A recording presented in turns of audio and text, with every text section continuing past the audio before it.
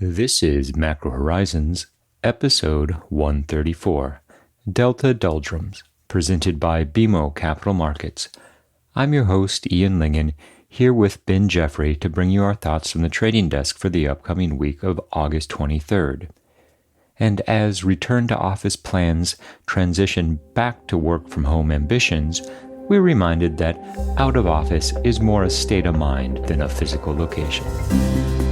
The views expressed here are those of the participants and not those of BMO Capital Markets, its affiliates, or subsidiaries. Each week, we offer an updated view on the U.S. rates market and a bad joke or two. But more importantly, the show is centered on responding directly to questions submitted by listeners and clients. We also end each show with our musings on the week ahead. Please feel free to reach out on Bloomberg or email me at ian.lyngen@bmo.com with questions for future episodes. We value your input and hope to keep the show as interactive as possible. So that being said, let's get started. In the week just past, the price action in the Treasury market was particularly telling. What we saw were a few attempts to push back toward the upper end of the prevailing range, but at the end of the day, that 125 level in 10-year yields appears to have a reasonable degree of staying power. The primary fundamental inputs that we received were from the FOMC minutes related to the July FOMC meeting. Now, these minutes outlined the ongoing debate at the Fed in terms of timing the tapering of asset purchases. The Fed has made it clear that the tapering will be simultaneous, both treasuries and mortgages, and the official announcement will occur sometime within the next 3 meetings. The Delta variant and the associated increase in COVID-19 cases does make it a bit more difficult to envision that the Fed would announce tapering at September to be rolled out during the fourth quarter. We're operating on the assumption that we either see a November announcement with December implementation or a December announcement with a January implementation. Now, while the nuance between September, November, and December might be very meaningful for some short-term positions, from a broader perspective, it is not very impactful for monetary policy, and we suspect that that will lead the Fed toward a bit more cautious approach, given the refocus on the pandemic that has occurred since the July FOMC meeting. Another important takeaway from the week just past was that retail sales disappointed at a time before the Delta variant became so topical. The sentiment data for the month of August has continued to disappoint. It started with the University of Michigan data. We've since seen the Empire State and Philly Fed come in below expectations as a clear nod to the fact that we're not out of the pandemic just yet.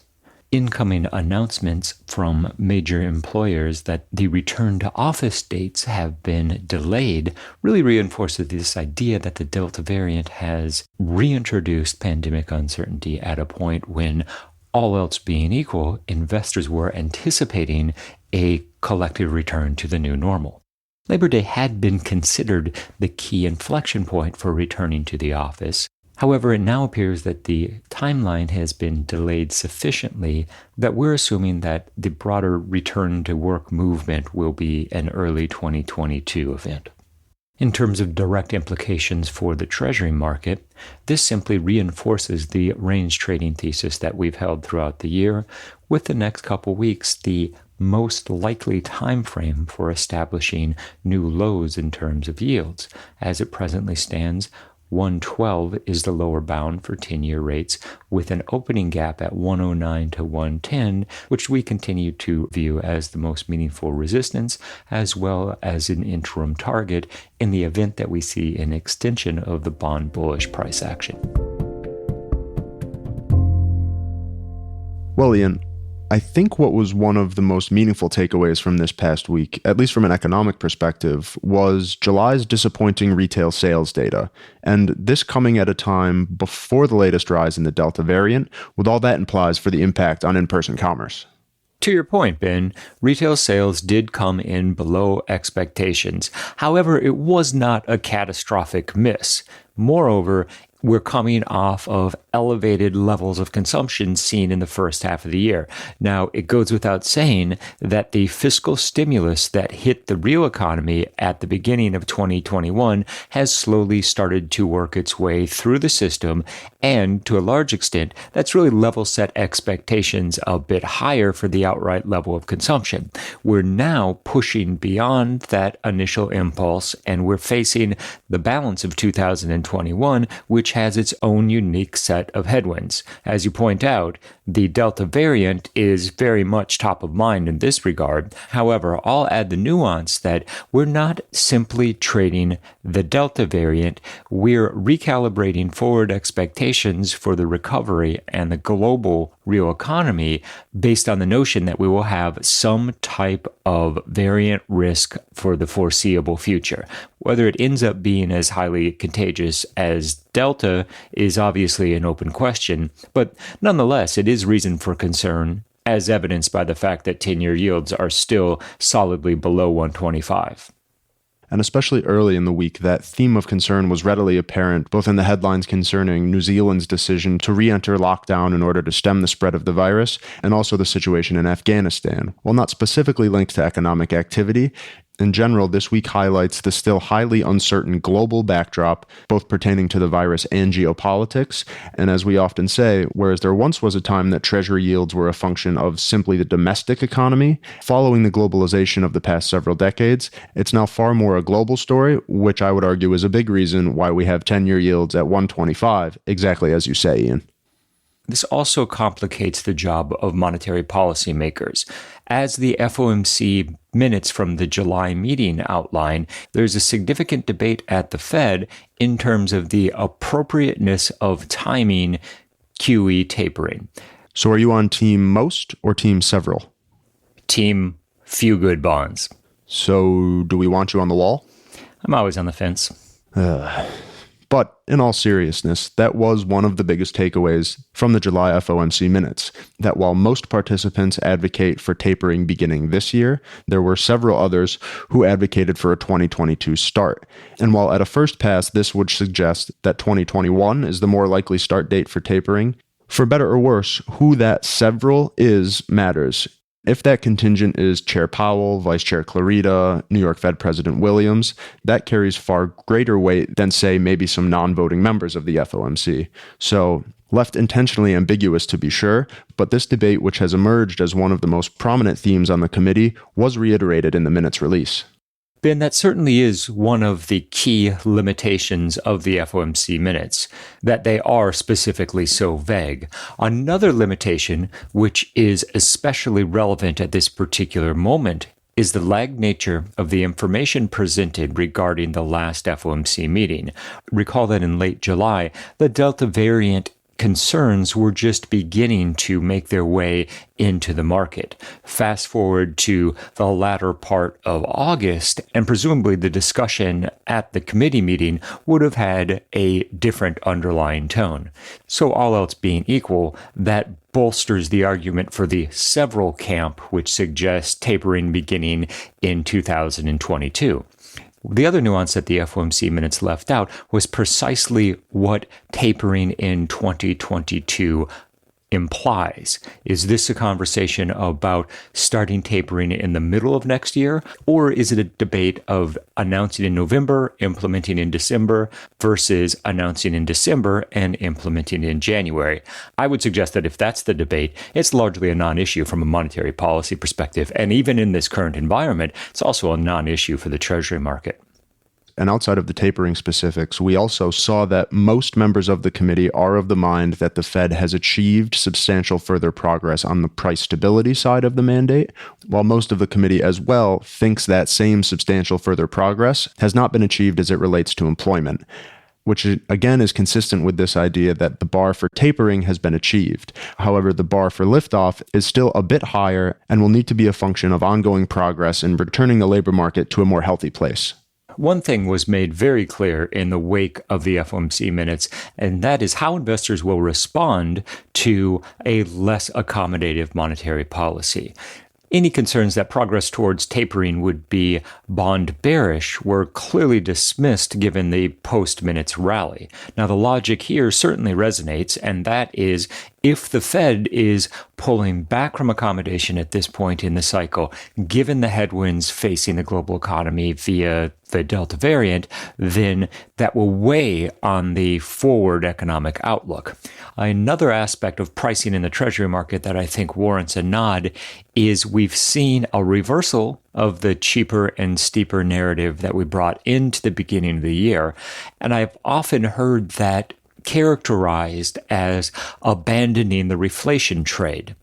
In fact, if we look at 10-year break-evens, what we see is that at 225 to 240, 10-year break-evens continue to reflect expectations for inflation to remain at an elevated level going forward. For context, prior to the pandemic, 10-year break-evens struggled to trade above 200 basis points. So with a backdrop of nominal yields at 125, break-evens at 225, the fact that real yields continue to push deeper and deeper into negative territory suggests that this truly is a growth story. This also brings up the concern about what happens if the Fed is correct in characterizing the higher than expected realized inflation data thus far in 2021 as transitory, and we see a give back as the year progresses and we move into 2022. Doesn't it follow logically that break-evens should compress in that context? And if that occurs, will that put additional downward pressure on nominal rates? That's one of the big risks as we contemplate the balance of the year. And narrowing our focus to the rest of this month, we do have the Jackson Hole Symposium on Thursday and Friday of this week, where the discussion promises to be centered on likely exactly this topic. Just how transitory will inflation ultimately prove, and what is the appropriate monetary policy response at the current point in the cycle? Now, the prospect for any grand revelations, I think, are fairly limited, but nonetheless, Powell's speech will at least garner the market's attention on what will otherwise likely be a fairly quiet August trading week. There's been a lot of focus on Jackson Hole insofar as the potential to add greater clarity on the tapering question. In the wake of the FOMC minutes and given all the information that has come out from the Fed over the course of the last few weeks, I would ultimately be surprised if Jackson Hole was as much of a tradable event as previously assumed. Now, if we were going into Jackson Hole without some of the clarity recently offered, it would stand to reason that the Treasury market would react to Powell's comments regarding the scaling back of bond buying. But as it stands now, we know that it's going to be simultaneous taper of mortgages and treasuries. We know that it's going to occur either at the end of 2021 or the beginning of 2022. The one unknown variable is how much flexibility the Fed wants to put into the process and how quickly they'll be willing to taper. Even that question is within a relatively defined range. We know that it's not going to take a year to taper. We know that 3 months is too quickly. So the real debate is whether it's 6 months, 9 months, or somewhere in between, which, frankly, as with the precise timing of tapering, is largely a non-event for a market that continues to look beyond tapering and focus on the timing of the liftoff rate hike. And that brings us to this week's Treasury auctions. We have 60 billion twos, 61 billion fives, and 62 billion sevens. And I'm going to be especially intrigued to see the sponsorship that materializes for fives for exactly that reason, Ian. The belly of the curve is most sensitive to the implied forward path of policy rates. So at Wednesday's auction, a meaningfully strong outcome would offer some market-based evidence that liftoff will be a bit further in the future. Conversely, if a large concession is required either via an intraday cheapening or large tail, that all else equal would point to earlier liftoff rather than later. And especially given the point in the calendar, in the early part of the week, I certainly wouldn't be surprised to see a little bit of a flattening concession as the front end underperforms to make room for the new bonds to be auctioned. And throughout August so far, the sponsorship that we've seen for longer duration treasuries has been very encouraging. 2 good auctions for 10s and 30s was followed up by this past week's 20-year auction, which was the first stop through for new issue 20s since the lesser long bond was reintroduced in May 2020. And this even after the rally out of the 30-year refunding really reiterates the notion of ongoing strong sponsorship for treasuries in the primary market. So, Ben, how are you getting to Jackson Hole? Virtually. To be in the Zoom where it happened. Maybe next year. Maybe. In the week ahead, the Treasury market will have a variety of fundamental inputs to provide incremental trading direction. However, there won't be any top-tier data until the following week when we get the August payrolls report. The incremental data inputs include existing and new home sales. The notion that the run-up in home prices has started to undermine affordability certainly resonates. So in that context, it's reasonable to expect a slowing of some of the recent upside seen in the real estate market. One of the key underlying questions about the run-up in home prices is how will that ultimately translate to OER and provide a key reflationary underpinning for the CPI and PCE series. We know that OER lags with the increases in home prices, and as the market continues to contemplate whether inflation really is transitory at this point in the cycle, we expect that the reflationists will emphasize the continued forward upside from OER. That certainly fits with the dislocations that we have seen resulting from the pandemic in terms of the U.S. housing market. However, it becomes less clear whether that's truly the demand-driven type of inflation that the Fed would like to see in this cycle, or a delayed influence from factors that the Fed has already characterized as transitory. Admittedly, it will be a difficult argument for the Fed to make at the end of this year if we're still continuing to see higher than expected CPI prints, that inflation truly is transitory, although it would be intellectually honest to say that the Fed has identified key dislocations resulting from the pandemic, and the lag of OER behind increases in housing prices speaks more to a measurement issue as opposed to a broadening of the categories of inflation that would lead the Fed to reconsider their transitory characterization. On the topic of the Fed, this week's Jackson Hole Symposium will be a key focal point for the market. There's been a great deal of information already revealed related to tapering expectations via the July FOMC minutes. The bigger question in the market at this moment is whether or not the Delta variant will effectively delay the Fed's tapering ambitions, comparable to the way that it has delayed many of the return to office schedules. The Fed has consistently signaled an interest and a goal of retaining flexibility, particularly in the face of heightened uncertainty. So we struggle with the idea that the Fed would want to forward commit to any particular monetary policy shift. So to a large extent, this probably takes September off the table for a tapering announcement. Moreover, if the FOMC plans to announce in September, we would need to see that timeline reinforced when Powell speaks this week.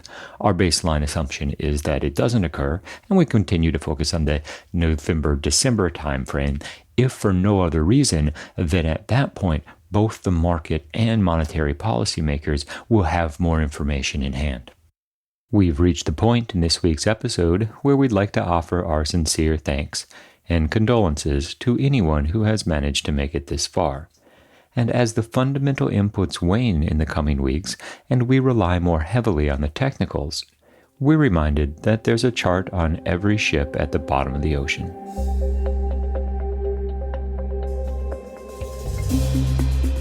Thanks for listening to Macro Horizons. Please visit us at bmocm.com/Macro Horizons. As we aspire to keep our strategy effort as interactive as possible, we'd love to hear what you thought of today's episode. So please email me directly with any feedback at ian.lingen@bmo.com.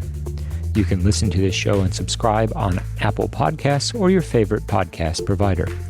This show and resources are supported by our team here at BMO, including the FIC Macro Strategy Group and BMO's marketing team.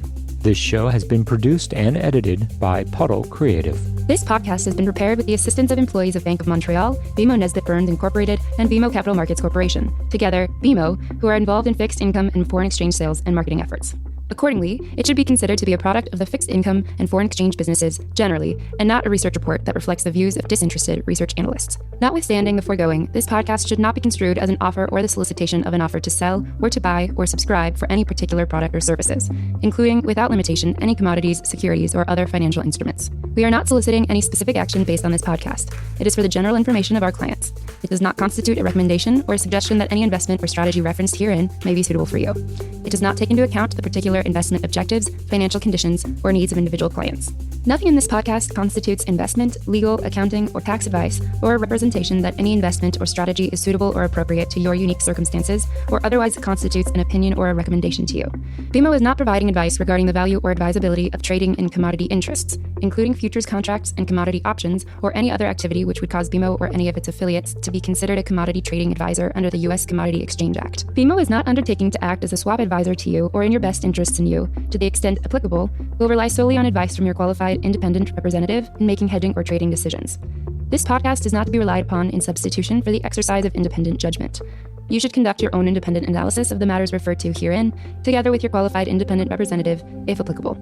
BMO assumes no responsibility for verification of the information in this podcast. No representation or warranty is made as to the accuracy or completeness of such information, and BMO accepts no liability whatsoever for any loss arising from any use of or reliance on this podcast. BMO assumes no obligation to correct or update this podcast. This podcast does not contain all information that may be required to evaluate any transaction or matter, and information may be available to BMO and/or its affiliates that is not reflected herein. BMO and its affiliates may have positions, long or short, and affect transactions or make markets in securities mentioned herein, or provide advice or loans to, or participate in the underwriting or restructuring of the obligations of, issuers and companies mentioned herein.